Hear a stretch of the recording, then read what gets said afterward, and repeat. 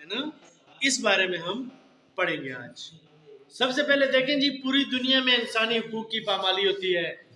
सियासियत में इस्तेकाम, तकरीर और तहरीर की पाबंदी और नाइंसाफी की वजह से समाजी तहरीकें उभरती हैं और कभी कभार इनका दायरा मुल्कों से निकलकर बैनुल-अक़वामी सतह तक पहुंच जाता है।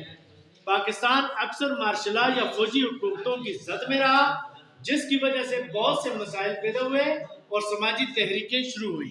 गैर कानूनी इक़दाम, अदलिया की आज़ादी, इंसानी हुकूक की पामाली, अदलिया को यानी आज़ादी न देना, इंसानी हुकूक की पामाली, गैर आइनी और दूसरे जालिमाना इक़दाम की वजह से पाकिस्तान में ये तहरीकें शुरू हुई और अक्सर कामयाब भी हुई।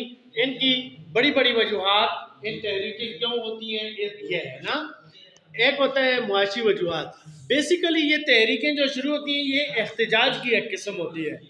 जैसे आजकल देखें आप, टीचर अक्सर चाहते हैं जी हमारी तनख्वाहें कम है, हमें स्केल दिया जाए, और ये भी शुरू होती हैं। या इंडिया के अंदर आप देखें किसानों ने बहुत बड़ी तहरीक चलाई, या पाकिस्तान में हाल ही में सारे किसान जमा हुए और पूरे पाकिस्तान से बहुत बड़ी तहरीक चली। आखिरकार गवर्नमेंट को उनके डिमांड्स मानने पड़े ना। अच्छा, इसकी एक वजह मुआशी होती है। मुआशियात किसे कहते हैं? जिसका ताल्लुक रुपए, पैसा, आमदन खर्च से होता है ना, आमदन और खर्च से। दुनिया भर में गुर्बत ज़्यादा है, कई मुल्कों में इंसान फाका कशी का शिकार है, अमीर और गरीब के दरमियान फ़र्क में इजाफा हुआ है। इसी वजह से भी तहरीकें शुरू हुई।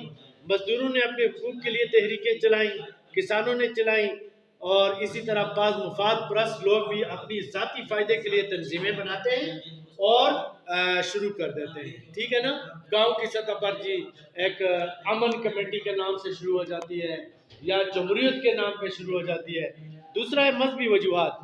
देखें जी, यूरोप और दूसरे अमीर मुल्क जिनमें अमेरिका वगैरह शामिल है, अपना कल्चर पूरी दुनिया में फैलाना चाहते हैं। इसके अलावा भी दुनिया भर में तहरीकें चलती हैं। पाकिस्तान में तहरीक निज़ाम मुस्तफ़ा, सुन्नी तहरीक और दूसरी मजहबी तहरीकों ने बड़ा जोर पकड़ा। यानी मज़हब, हमारा मज़हब इस्लाम है, इस्लाम को असल मानों में नाफज करके उसके मुताबिक ज़िंदगी गुजारना, यही असल में पाकिस्तान के क़याम का मकसद भी था। इसके लिए भी तहरीकें शुरू हुई थी। फिर सियासी वजूहात देखें जी, पाकिस्तान में ज़्यादातर मार्शला, पहले अयूब खान आया, फिर उसके बाद जी जनरल ज़िया-उल हक आया, फिर मुशर्रफ आया, बहुत लंबे अरसे तक इनकी हुकूमत रही। और जब मार्शला आ जाए, तहरीर और तकरीर पर पाबंदी होती है। ठीक है, आप कालम लिखते हैं, गवर्नमेंट के बाद खिलाफ आवाज़ बुलंद नहीं करते, जुल्म होता है। और जैसे ही मार्शला ख़त्म होता है ना, हर तरफ महरूमी होती है, तो फिर इसके खिलाफ तहरीकें शुरू होती हैं।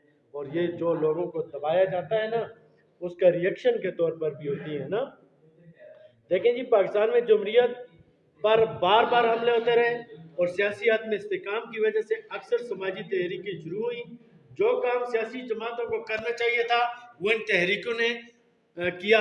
जमहूरियत की बहाली है, अदलिया की बहाली, इसी तरह औरतों और बच्चों के हकूक, मजदूरों के हकूक, ये सारी बातें जब गवर्नमेंट इक़दाम नहीं करती तो फिर ये तहरीकें शुरू होती हैं। और कभी कभार ऐसा भी होता है कि हुकूमत खुद ऐसी या बात सियासी पार्टियां ऐसा माहौल बनाती है कि ये तहरीकें शुरू हो, फिर वो भी इनमें शामिल हो और गवर्नमेंट को बदनाम करें। ये भी इसका मकसद होता है। दीगर वजूहात में मुफादाती ग्रोह और मुख्तलिफ तंजीमें बाज़ दफ़ा इन तहरीकों को शुरू करते हैं। ये तहरीकें नस्ली, इलाकाई, लिसानी और दूसरी बुनियादों पर भी शुरू होती हैं। तो ये आज का हमारा शॉर्ट सा टॉपिक था, यानी समाजी तहरीक क्यों शुरू होती है। ठीक है, तो ये हमारा टॉपिक था, आज मैंने आपको